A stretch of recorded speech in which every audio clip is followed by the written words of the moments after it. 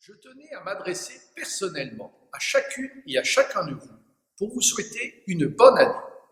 Alors, bien sûr, j'aurais préféré le faire de vive voix, à l'occasion des traditionnelles cérémonies de vœux. Mais comme l'an dernier, la situation sanitaire difficile que nous connaissons nous oblige à annuler ces moments de convivialité, ce que je regrette vivement. C'est pourquoi je le fais une nouvelle fois par l'intermédiaire de ce message vidéo.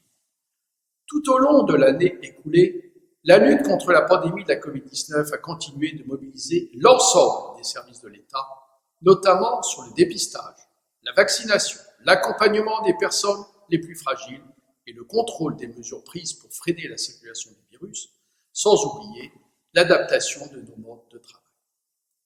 2021 fut également particulièrement dense dans tous les domaines de l'action publique, qu'il s'agisse des questions de sécurité et de lutte contre la délinquance, de la mise en œuvre du plan de relance et des nombreuses autres politiques portées par le gouvernement, de l'organisation des élections départementales et régionales, ou encore de la concrétisation de 2 réformes majeures pour l'État territorial, avec la création du secrétariat général commun départemental et de la direction départementale de l'emploi, du travail et des solidarités. Je mesure pleinement votre investissement exemplaire au cours de cette période compliquée et éprouvante pour nous tous, qui a permis de garantir la continuité du service public en tout temps et en tout lieu. Je tiens à vous en féliciter et à vous en remercier du fond du cœur.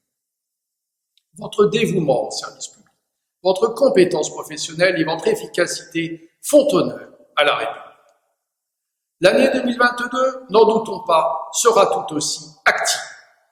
D'abord, parce que le contexte sanitaire demeure préoccupant et nous impose la plus grande vigilance.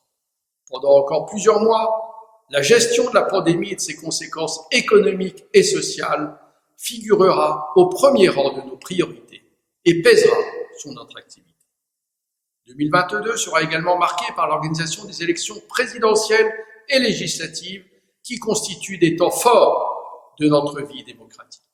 Et puis, chacune et chacun d'entre nous continuera d'assumer, à la place qui est la sienne et au sein de son service, ses missions au service de nos concitoyens. Si notre engagement quotidien, souvent méconnu, fait la grandeur de la fonction publique, votre cohésion fait notre force. La pandémie que nous subissons depuis près de 2 ans a pu, je le sais, fragiliser nos organisations et alimenter un sentiment d'isolement chez certains d'entre nous. Parce que je suis convaincu que cela contribue à donner du sens à notre action, j'attache une grande importance à tout ce qui permet de créer du lien, de souder les équipes et de développer une approche résolument transversale et interministérielle des dossiers. Et je veillerai à ce que les initiatives prises dans ce domaine en 2021 soient poursuivies et amplifiées au cours des prochains mois. Madame, Monsieur, vous pouvez être fiers du travail que vous accomplissez dans ce beau département de la Charente-Maritime, pour lequel je vous renouvelle l'expression de ma profonde reconnaissance.